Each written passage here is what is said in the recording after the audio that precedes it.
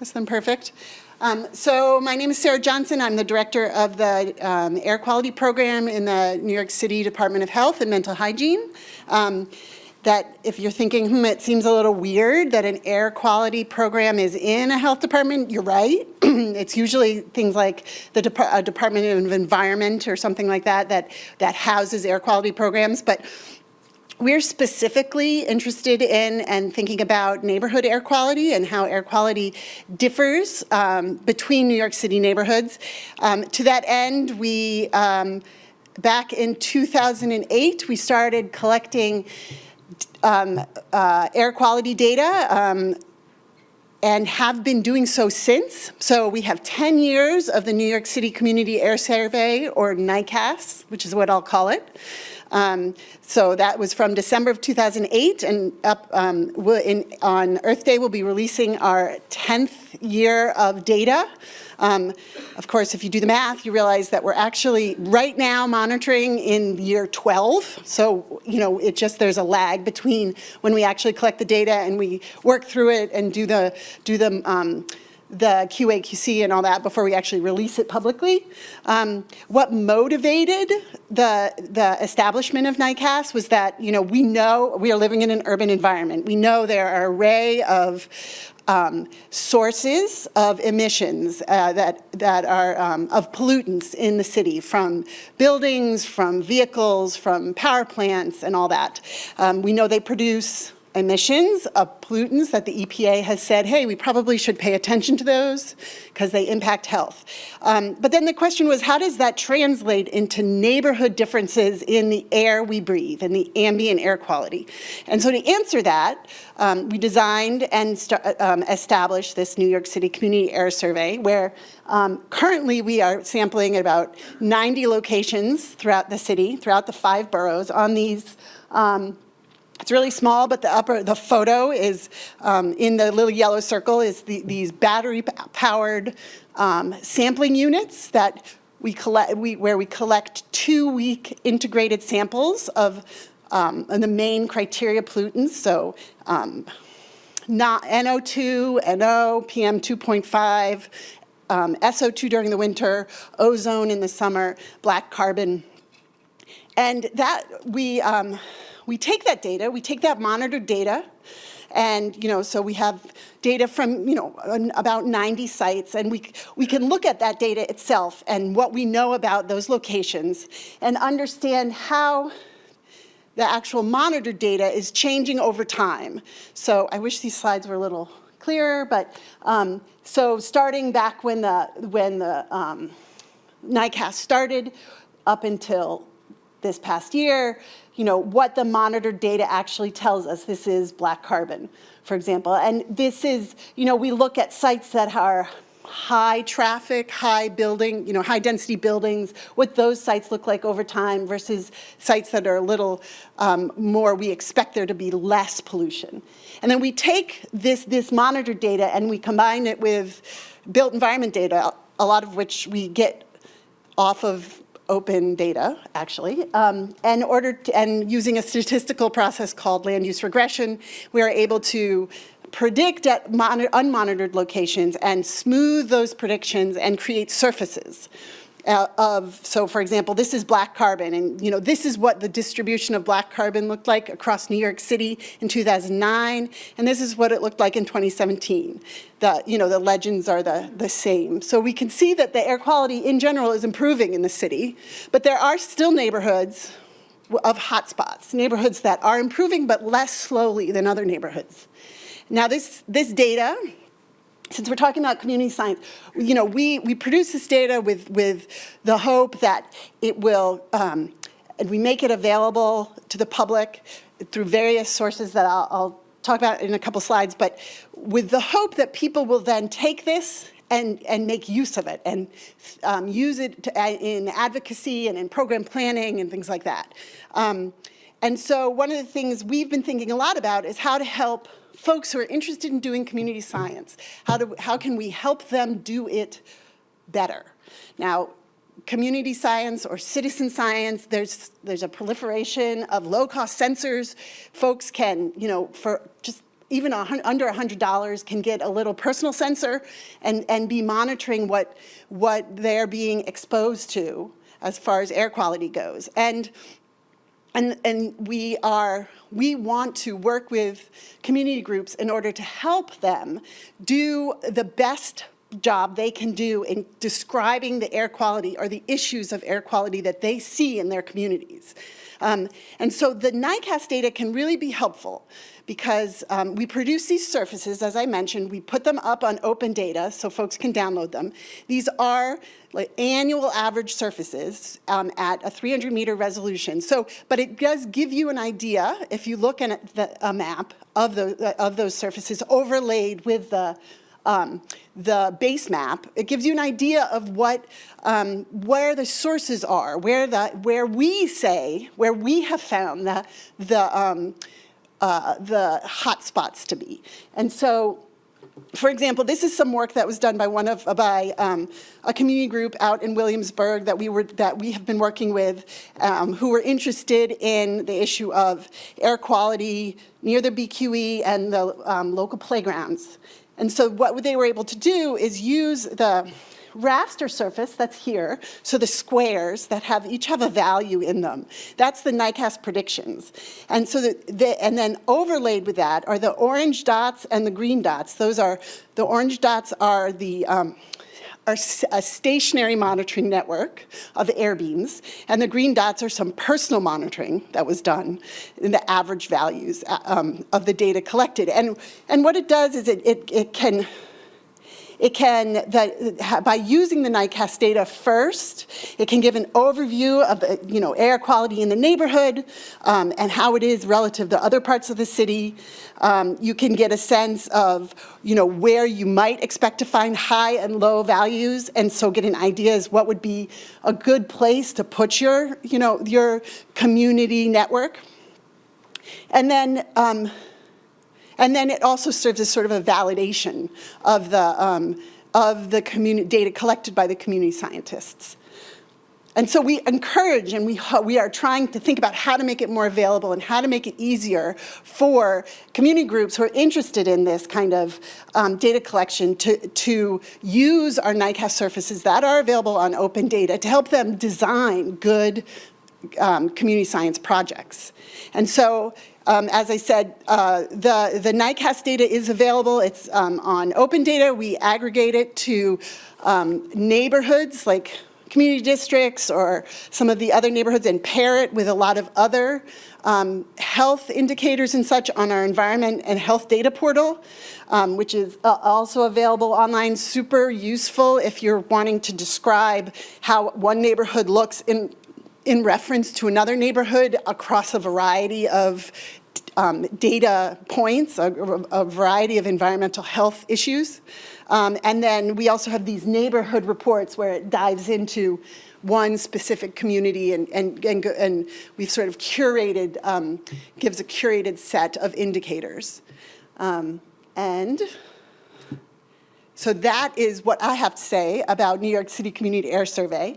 And I'm really eager and interested if anyone has any, discussion, if you'd like to come and talk more about, ask questions about the survey and the data and what we're doing with the data. We will have an office hours this afternoon. It's in the schedule if you want to come and ask us some more questions. Thank you.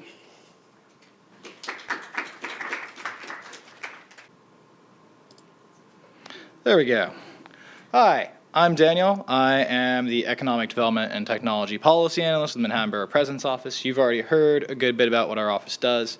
My role in the office is to work on legislation, research projects, general lobbying for other issues in the government and keeping an eye on our city agencies and making sure the ones that I interact with are, doing their job, which generally they're pretty good at. So the project that we're working on that we want to talk about today is air quality sensing at the Grant House. There's a little bit of background on the Grant Houses. It's a public housing development up in Morningside Heights at the very northern border. It was built in 1956 at about $29.2 million. It probably needs at least that much money today for renovations if we wanted to make it up to snuff. There are 10 buildings with 4,400 apartment units. We don't have an exact number on how many tenants there are, but as you can imagine, all of those units are packed, generally with families. It has the longest list of unmet repairs in any New York City housing development, which is one of the reasons we wanted to do some work there. Also, our office is across the street. Our uptown office, we have storefronts. We continually hear from our community members who are in the Grant Houses residents, and we hear a lot of the complaints. We hear a lot of the complaints about respiratory illness, about asthma. In New York City public housing, you have a 30% or more higher likelihood as a student to have asthma if you grow up in New York City public housing. It's absurd. These are some of the things. Also, fun fact, didn't know about this until I started this project, but the executive director of the Apollo Theater grew up in Grant Houses, which I thought was really cool. So, moving on. Health and NYCHA, just kind of started on that. There are a ton of issues with NYCHA buildings. They were built in an era where there was a lot less regulation, where we were trying to build a ton of housing for a lot of people very quickly. There's lead paint, there are boilers that don't work or haven't really been working since the 1960s. We've got a lack of air circulation. One of the first things the tenant president of the tenant association at Grant Houses mentioned to us was NYCHA actually painted over the ventilation systems in the bathrooms. So not really great. They have these very long hallways and only one side of them has any air coming through. So you're getting this very stagnant kind of air in the building. What that means is your air is not just impacted by your own actions, but by the actions of all of your neighbors. So if you have a smoker next door, that's going to impact your air quality as well. Going through, so the outlook was we recognized this was an issue. We recognized that public housing needs a lot more support from government, and we have a greater ability to meet that support as an office today. There are advancements in technology that allow us to cheaply get sensors, to use certain technologies to get an inflow of data in real time and allow us to keep an eye on our tenants' environment, and use that data to, one, make recommendations to the tenants themselves, two, get NYCHA to be a little bit more responsive, making sure that when they are responsive that they actually have made an impact on the living situation of our tenants. And three, I think the data in and of itself can be helpful in long-term planning in and of itself.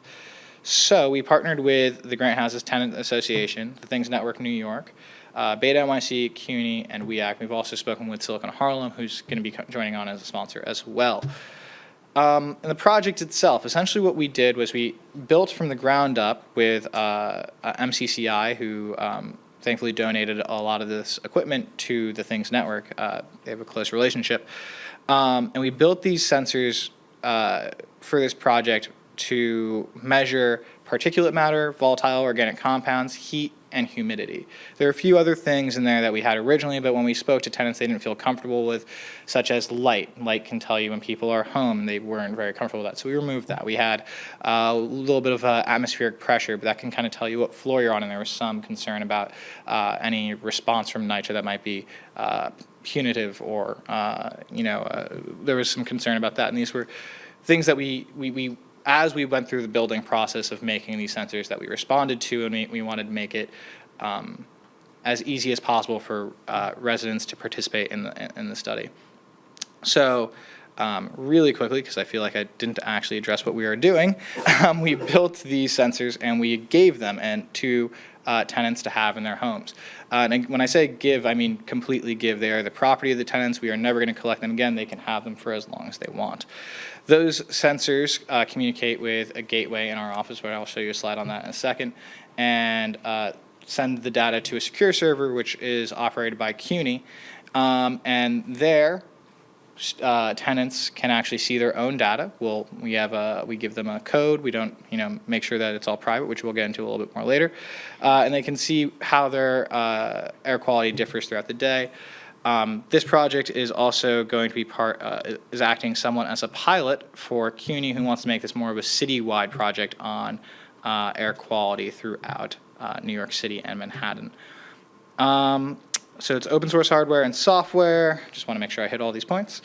And yeah, so we already have it. So, and the sensors are installed by the people in the Grant Houses Tenant Association themselves. We give them the sensors. Sometimes I'm there if people feel comfortable with it. If they don't, they can interact with someone who they know, who lives in the same units as they do. And it's great because it's a very simple setup. All you have to do is plug it in. The batteries last a good bit of time, and you can charge it. You can see on the app as well whether or not it's still got battery. So the tech. So it's actually incredibly tiny tech. This is one of the reasons why it's possible to do these now. It's incredibly small. It's not obtrusive. You can put it on a table in a corner somewhere and forget about it until you get a notification that you have to charge it again. As I said, it measures heat, humidity, particulate matter, and volatile organic compounds. Really quickly, when I say particulate matter is the sum of liquid and solid particles in the air which might carry toxic or harmful things in it.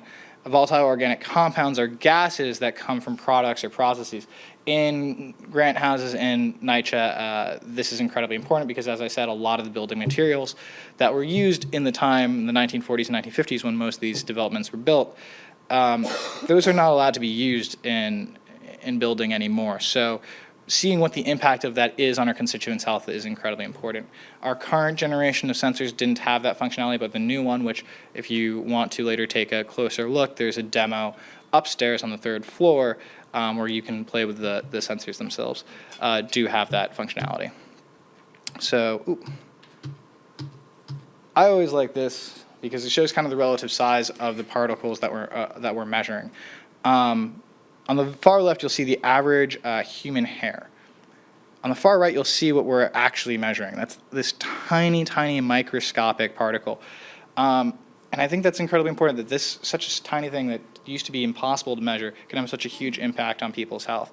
And taking this data and showing it to tenants, making it more digestible through kind of comparison of, okay, this is what we're talking about. Small things can make such a huge difference, whether it's a aerosol can, whether it's a certain type of cooking oil, it can have such a huge impact on your health. So I just want to kind of throw this up there for just a little bit of relativity. The sensors themselves look like this. They're very simple.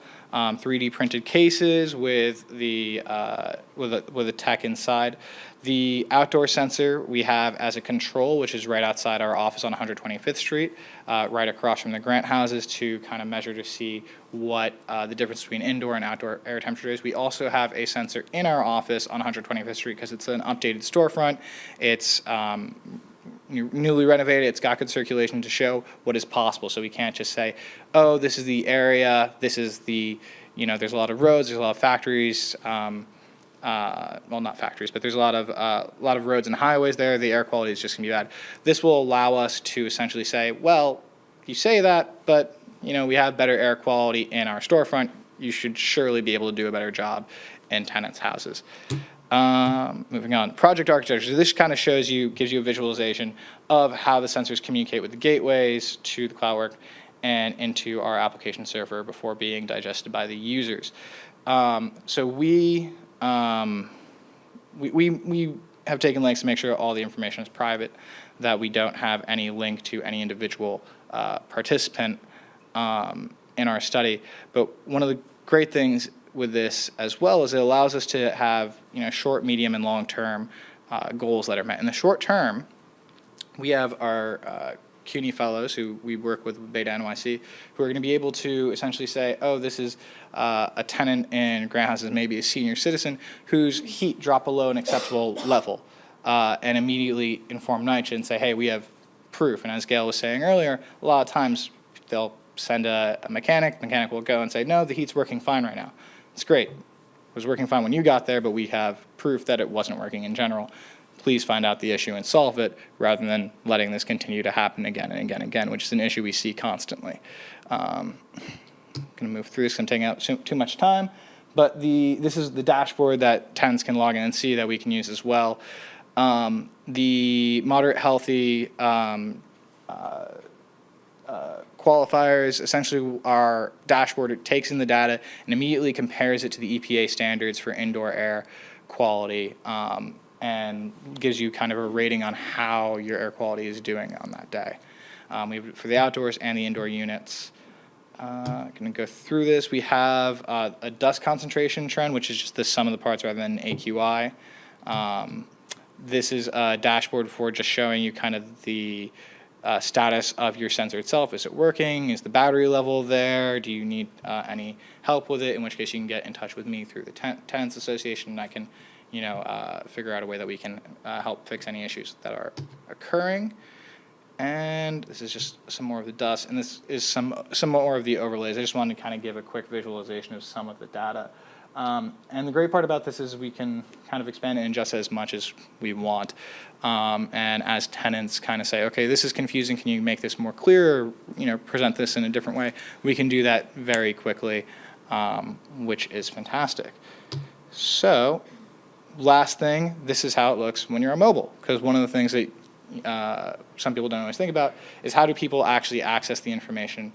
And when you're looking at it from for a public housing standpoint, the vast majority, as in over 60% of NYCHA tenants, actually they don't have access to computers. They don't have access to, in their homes or at work. In their homes, less than 60% have access to internet broadband. Very few people have access to Wi-Fi, so that means is that most people are actually accessing information online, including their air quality information, but also looking for job posting, anything Google search related.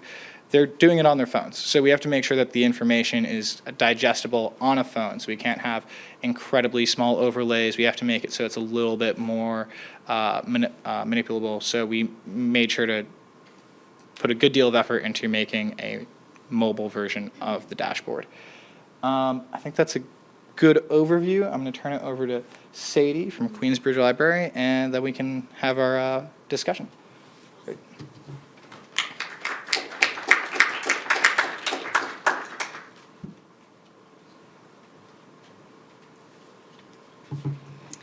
Cool. Thank you guys so much for coming out and showing interest for this stuff. I'm really excited to be here and actually getting to know some of these projects that I was actually introduced to them through this conference. So it is great to learn about these projects that are all very similar and have a lot of overlapping needs and interests and obstacles. So yeah, I'm here representing Queens Public Library, specifically a tech lab that is just about a mile north in Queensbridge houses. Let me get into presentation mode here. And I'm also coming here as I'm an educator and a program designer at the Tech Lab, but I'm also a artist, organizer, and community scientist myself. So I'm really new into the kind of science and data world. So I'm always coming at it with new perspectives on how to outreach with this type of work and what language to use, how to represent it, how to use art, how to use culture, how to use music to reach people in new ways, to be able to really meet people where they're at with this type of work. So just to get started, I'm first just going to talk about what the Tech Lab is, so you gain some perspective into what we do and how we are initiating our kind of community science resources. So the Queensbridge Tech Lab is a branch of Queens Public Library. So Queens Public Library, just some little statistics, but we're one of the biggest systems in the country, and we host not only a ton of books, but access to 80,000 educational, cultural, and civic programs a year. And so going to the point that Daniel was just making with resources where a lot of folks, only have access to their mobile phones for, applying for jobs or looking at air quality data. We are a tech lab, so within a library system. So this means that we actually rent out laptops, or you can come to the tech lab to use free resources, such as laptops, computers, printing, etc., as well as a lot more, which I'll discuss in the next couple slides. So we're all over the we're all over Queens. As you can see, we're all the way in the far Rockaways. So we also meet the needs of a really diverse group of people. So the Queensbridge Tech Lab is a special place within Queens Public Library where we specifically have resources around technology and a really wide range of technology. This can be from analog technology such as a sewing machine to 3D design, 3D printing, and robotics. And this is where kind of the community science, environmental monitoring comes in as well. But we are co-located, like I said, in Queensbridge Houses. Queensbridge Houses is the largest housing development in North America. It has about 9 blocks and houses around 7,000 people of all different ages and demographics. So just going into our programs, particularly what we do at the Tech Lab is a host of programming, and we're pretty new. We initiated in 2017. However, Queens Public Library has been within Queensbridge Houses for over 70 years, so we definitely have a connection with the community, but we're just revamped as a tech lab about 2 years ago, so we're still really learning about what the needs are for the community are from a technological and literacy standpoint, and so that's what we're there trying to meet and learn from. So as of right now, we do a really, like I said, holistic kind of technology education experience, going from just computer basics, how to use a computer, how to use the internet, to we offer Adobe Creative Suite. So we try to also have software that is used within the current contemporary technology sector. And we also have a Chromebook rental program and provide data privacy and also programming around open data as well, which my director who's here is going to be speaking more about at 4:15 today at the conference. So you can learn more about libraries' place in open data. We do job readiness entrepreneurship, so this goes into just one-on-one resume assistance to how to start a brand, online business, and portfolio development. So these are some headshots that we took for some of our patrons. And then we get into creative technology and the arts, as I mentioned before. I think all this stuff is connected, and it's very interdisciplinary space where you can just come and explore technology at your own pace and at your own level. We also have an artist in residency program, and this is something that might be more integrated into our community science initiatives. But this is where we have an artist or a technologist come and actually kind of use the space as almost like an art studio or art gallery and connect with patrons on that level from kind of an art and tech space. So now kind of going into community science, data literacy and advocacy. So as you can see, we're really a space of a lot of different types of resources, and I think it's really important to show the breadth of that technology touches upon, which is almost into our everyday lives, because we know technology can be obviously coding, but it's a lot more than that as well. And you might connect with somebody from a public health standpoint rather than maybe the software engineering standpoint or maybe from the art standpoint. So that's what we're trying to do at the Tech Lab, is just create a lot of different pathways into exploring technology. So as somebody who's interested in science and data and kind of your built environment, especially, we're in New York City where a lot of people feel like we're in a kind of concrete space, that there isn't any living, we don't live in a living environment, besides seeing rats sometimes in the subway, but we definitely are, and I think by creating ways to explore technology and kind of have more senses beyond our 5 or 6 senses, whatever, that gives just more avenues for inquiry. So this is where we kind of use technology and we use community science to also embed everyday New Yorkers into place and connect with their urban kind of living environment. So a project that we hosted, this is kind of our first kind of step into community science, was a project that we hosted this past summer, where it was an 8-week-long project where we just kind of explored air, water, and soil, like locally in Queensbridge, using microscopes, using aerial mapping with a balloon, and using air quality monitors. And this is something else we did too, which is a little bit more on the analog side of things, but we actually took an urban nature walk where somebody who's an herbalist walked us through Queensbridge houses and pointed out all the different medicinal and herbal medicines that are growing out of the grass. So it's pretty eye-opening. And then we actually documented that data through a database using an app. So we kind of collected the data and then mapped it. So there was a technology component, a data component, and also a cultural component. There's a lot of different things that are growing. We did tell people not to eat anything coming out of the fresh soil in Queensbridge just because of the soil might not be so good. But it does open up some different questions and queries. And so I'll just dive a little bit deeper into this section when we did air. So air is really interesting. Something I didn't mention with this project is that, as you can see, there's a lot of under 8-year-old kids in this picture. In this picture, we have actually some high school teens. Here we have an adult. So this project was multi-generational, which was definitely an obstacle, but also led us into really embracing different ways of learning. And this is really evident when we did air, because air is really challenging to have an 8-year-old understand what air quality means, because you can't see air unless you can see smog from like an aerial photo of somewhere that's very heavily polluted maybe, but it's very ethereal, I guess. So we were trying to think of different ways to connect with the physicality of air, to think about its quality. And one of the projects that we did, because we wanted to always combine something analog with something digital.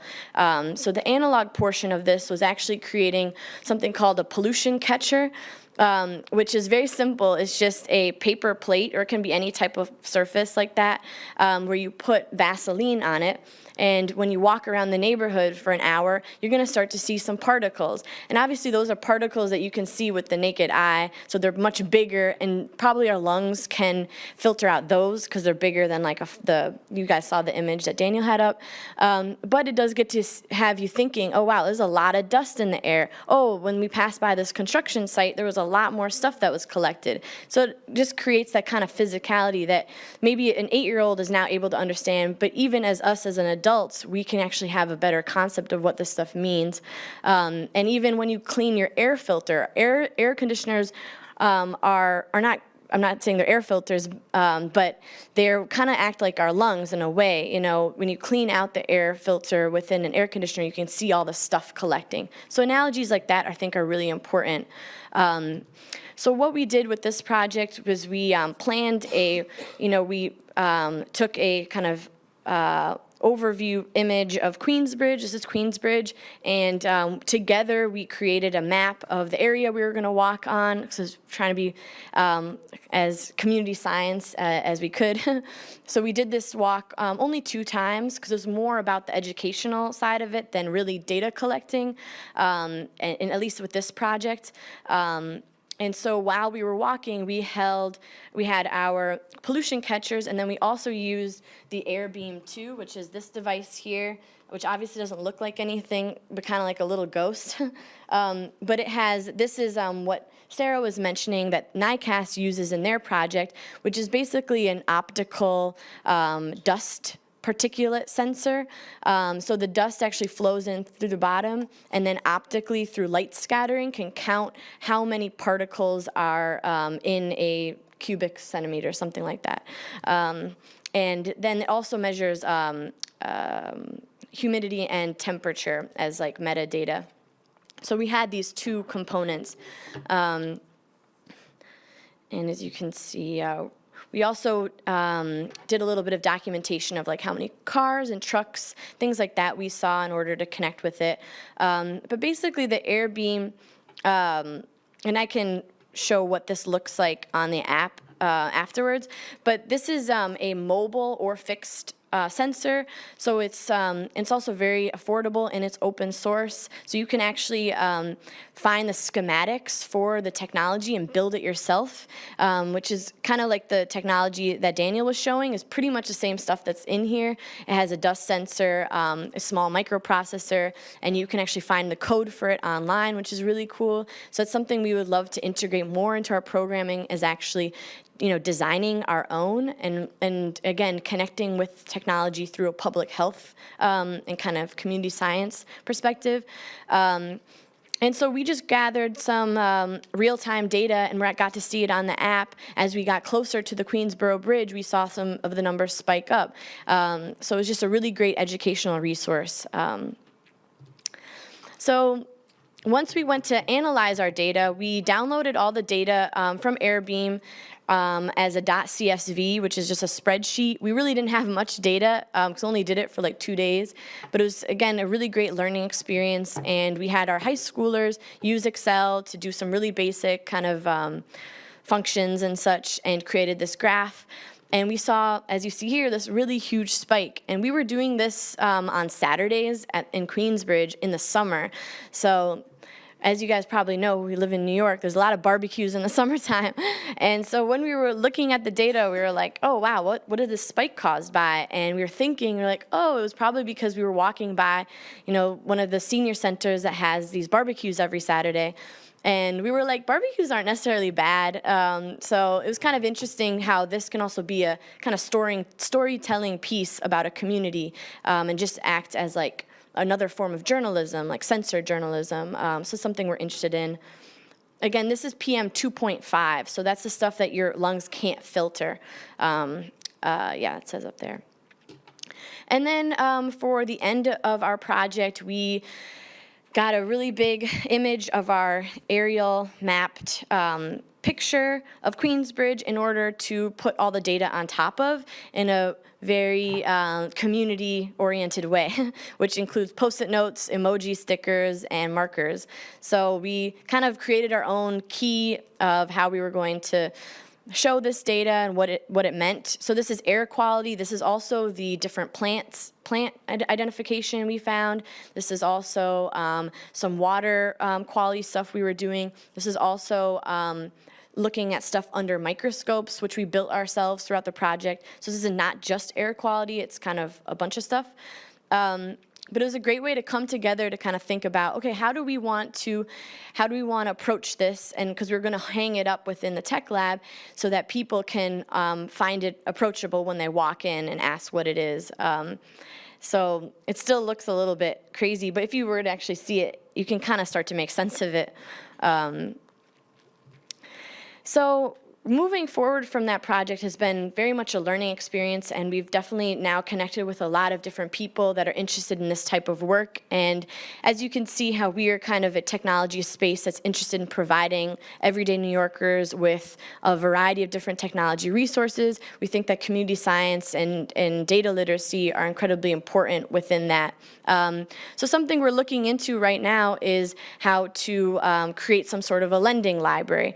So this kind of connects with what Daniel and Sarah were talking about, and that's why I'm excited to have met them and to collaborate probably with this, but we are within Queensbridge houses, and this is something we hear almost every day is people concerned about public health and the facilities. So this wouldn't be just maybe for Queensbridge folks, this could be for anybody, but I think it's really important to be able to see your air quality in real time as a community science perspective, and also to create new curiosities around what you can do with data and what does even the hardware do. How can I even visualize this as an artist or a musician? So those are some things we're interested in. And so this is called a SPEC air quality monitor. It is typically used for indoor air quality, although you can use it for outdoor. It is fixed, so it's not mobile. So this one you can carry along with you in real time. You can watch yourself move around because it has location tracking. This one would not have location tracking, and you can see it on a screen. So this means you don't need a mobile device, you don't need a computer necessarily, which I think is really important for accessibility. But you can connect it to a computer and download your data. And And this actually only shows, is only reading particulates. So it's just reading particulates per liter. And it just kind of gives you a really easy spectrum to look at if your air is good or bad. And this is our, just click here. Oh, I have to log in. Sorry, 1 second. So I'll just show you what the what it looks like from the back end. This is the one, well, it actually probably stopped because this is the one I unplugged that was at the tech lab. So because we're just doing some general research on it. But this is kind of the back end that you can also look at as well. And it tells you what you can actually, so the data that you have on here is, which is different from a lot of different organizations. SPEC makes sure that it's your data. You have ownership completely of your data. They don't own it at all, so they can't use it for any purposes. And you can store an infinite amount of data on their website, which is great as well. And then this internally can store up to about 2 years of data that then you can plug into a computer and download if you don't want to set up an account with them. And so, yeah. So I'll just end there, and I'll just put up my email address. And feel free if you want to connect or come visit the tech lab. And hopefully in the near future we'll have some air quality monitors to lend out for all those of you guys that are interested. Thank you guys. So I think now we are going to bridge into some questions for us that'll probably just combine into community questions from you guys. And we kind of created a short document just to keep us on track because we don't technically have a moderator. So we kind of grouped questions based on the arc of a general arc on all of our projects, where the beginning kind of starts with the community, right? Community needs of everyday New Yorkers, community needs of people in grant houses, and designing different technology or doing research on devices to use, and then training and deployment, what that looks like when actually implementing it in the real world, and then kind of data analysis and visualization, which actually can connect back to like a marketing or outreach perspective for engaging communities again. So this might be very high level, but we kind of group the questions in that way. So cool. Oh, okay. Makes sense for you all to. Yeah, I think that's how it is. Let's start with that. Let's start with community questions. Oh, it works. So I'm going to use the mic and be all accessible and stuff. So I have a very specific question in terms of the library application of this. I'm considering trying to put one of the little ghosts outside of my building. And one of the pushbacks I'm anticipating is that if we put an air quality filter outside of the library, then people will know that the air quality at our library is not optimal, potentially, and push back on coming to the library. Did you guys get that particular pushback in this? Or how was that addressed if it needed to be? That's very interesting. Well, so specifically with the community science project, we were taking air quality data around the neighborhood, so it wasn't completely in the library. The data in the library has only been shown to library staff. We haven't actually put this data out at all, and we're kind of figuring out right now totally what that type of implications have, as well as like privacy. So that's something we're definitely still looking into. Yeah, but that's a good, interesting point. Thanks so much. It's been great to learn about all the different projects going on across the city. I'm wondering about kind of to a similar point of the previous question, kind of the negative uses or concerns around data like this. Like I could imagine pushback from, maybe certain folks in the real estate industry who don't want good air quality data out there because it might, devalue housing in certain areas or things like that. Have you heard any concerns like that or had to respond to anything like that? state, owners actually have a lot of this functionality in their properties already. They use it because it's a cost-effective measure for them. Usually they have it, speaking with their temperature system, so they can regulate temperature. They don't have to spend too much money heating it or cooling it down. They can find a more precise medium. They like having the information so that they can a lot of times market how healthy their living situations are. I do think that there is concern around, you brought up the point of certain areas having undervalued properties that real estate owners could maybe take advantage of. I think that's more of a concern, which is coming from a tenant side rather than the landlord side. But I would say to that, we kind of already know, I think, that we have a lot of this information from DOH, from a lot of common sense in a lot of ways of, areas that have poor air quality are generally built right next to highways, are built, close to more industrial plants and industrial areas. We know where they are. We know why they're cheaper. So I think that is a concern in some cases, but I think that concerns is already extant and is already existent. The measuring and finding ways to combat negative situation, I don't think is adding anything more to that. It's more of a concern that we have to have with gentrification as a whole in New York City, which is obviously a key point for any development discussion or any discussion that we have as a government. And so just from the health department, I've actually not heard, we've never gotten any sort of like pushback from complaining, wow, our neighborhood's this neighborhood's so polluted, that makes us look bad. I think mainly because it is sort of common sense. But I will say what I found to be very interesting was in the first year of NYCHA, the first season we collected data was winter, and of 2008 to 2009 winter. And when we published that data showing how and did the analyses and showed how polluted the Upper East and Upper West sides were in the city. I think that was a real surprise to many people. I think the assumption had always been that it was the less well-resourced communities that were really had the worst air quality, when in fact in New York City it's a little bit odd because it's not. The most polluted, worst air quality are in, Midtown Manhattan and Upper East and West sides, but those are not the neighborhoods that have the biggest air quality health impacts, just to be really clear, okay? Those areas are Northern Manhattan, South Bronx, Central Brooklyn, for a variety of reasons. But what was interesting was once that information, that data was out there seemed to be a lot more motivation and advocacy from those neighborhoods to pass things like the residual fuel oil ban.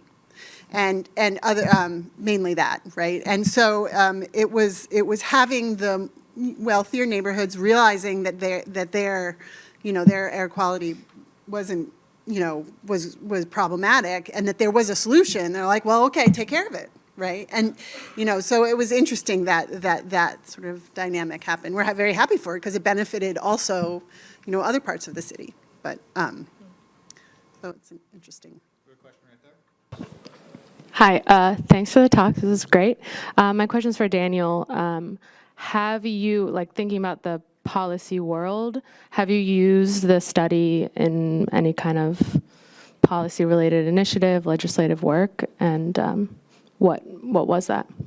So we're kind of in the early to mid stages of the study. So we still are collecting data. We want to build out our city more too. We have about 65 residents who want to have a sensor in their apartment, with another 100 or so actually who have expressed interest.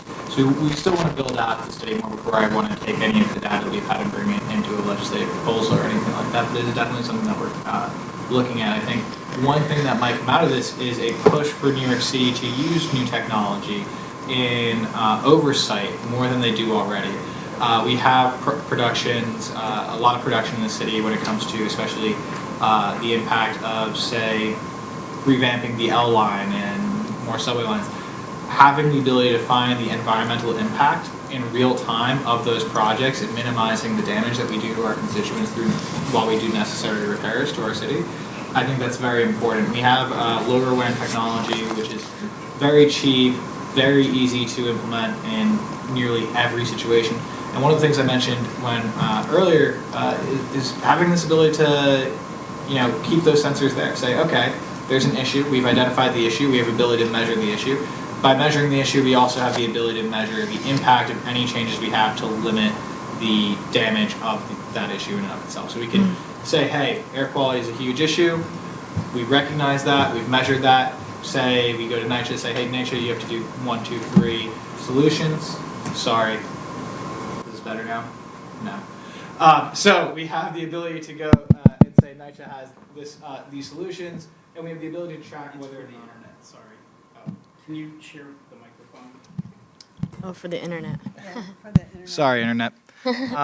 So we have the ability to track whether the solutions that we put in place are actually effective. So oversight, not just of the of identifying the issues, but of the efficacy of them. So I think that would be more of the push that at the moment. But obviously, it would depend on the data. Right, and just, I want to put this plug because I do work for the city, and so we are all about, we love the idea of collecting more data. That's great, but we have to remember that data in and of itself doesn't solve the problems, right? That has to be tied to policy and regulations, and then the ability for the city to enforce the regulations, right? And unfortunately, that means funding to be able to pay more inspectors to go out and that sort of thing.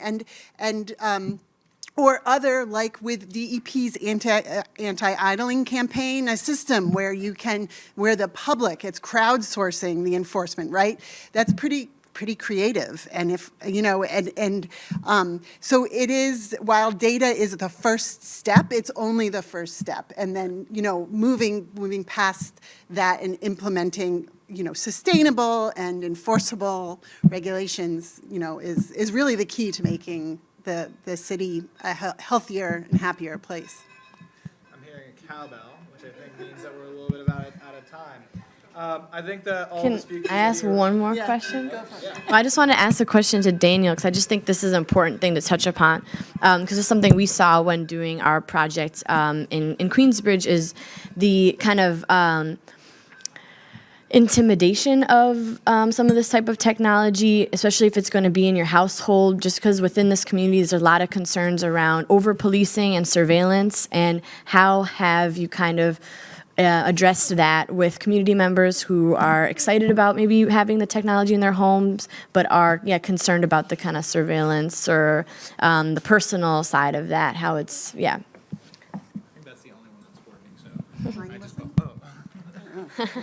Pass the mic. Okay. So, it's a huge issue that we have to take very serious steps. I think the first step of that was to reach out to community leaders in the tenant association. So before we really got into a huge planning stage on this project, we had a concept, we had an idea, and we brought it to the tenant association president, who brought together a number of other leaders in the community. And we involved them in every step of the iterative process when it came to designing the sensors. And that meant that they were an integral part of the project, not just as helping us get the feedback that we need to create an effective tool, but also so that they could be people and resources for their for their neighbors, so that people can come to them with questions like, all right, are these people that we can work with, that we can trust? Are they going to do anything? What does this actually do? They have the ability to answer those questions. They know very well, this is what the sensor does. This is where the information is. It's private. This is how it's private. They're not taking your information on where you live or anything like that, because I've made very sure that we have none of that information. My policy is, if it's dangerous because someone can steal it, then don't have it. So we just made sure we didn't have any of that information instead of making it a risk. And I think that was one of the ways that we could reach out to people and build a bridge of trust. I think that is something that really needs to be done better and more often, and not just city projects, but projects across the board. A lot of people come in with hey, we have this thing for you. Just as a quick end note, one of my good friends works at a nonprofit. Does a lot of work in various parts of Africa, and one of the things that they did was trying to fight malaria. They brought in these mosquito nets for everybody, and they just handed them out. They're like, all right, this is going to solve malaria. People didn't really need them the mosquito nets, because there's a larger resistance malaria, and they use them as fishing nets instead. And it was this great kind of moment of, oh, we really, really failed to address what the actual need in this community was. Still helped them, but it was a better resource actually used in a different way, which I always find is fascinating. Completely off topic, though. Just a quick one. We've been talking about surface air. What about the underground air in the subway system, using community science, not just relying on the authorities, but have crowdsourced data? Have you thought about it, work on it, or anything about that?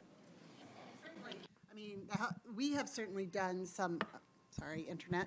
The health department has certainly thought about and done some sort of, what do I want to say, kind of like casual, like sampling during our commutes, like our own commutes.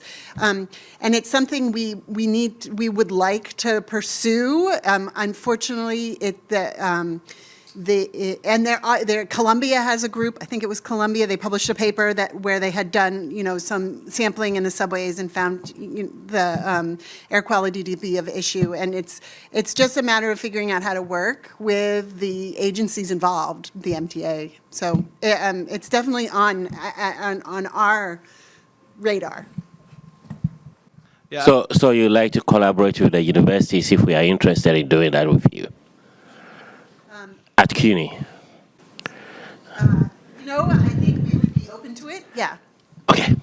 I would say for our office, absolutely as well. It's definitely an issue. And one of the things that people don't always get, yes, we have people going in their commutes every day, but there's also a substantial population of homeless people in New York City who don't just use it as a quick, 30 minutes of your day. It's a large part. It's where they live. It's where they get their money. It's where they sleep, and it has a massive impact on their health. And I think you can see it any day when you walk into the subway. There's a light coming down the tunnel. You can see it from a mile away because of all the haze.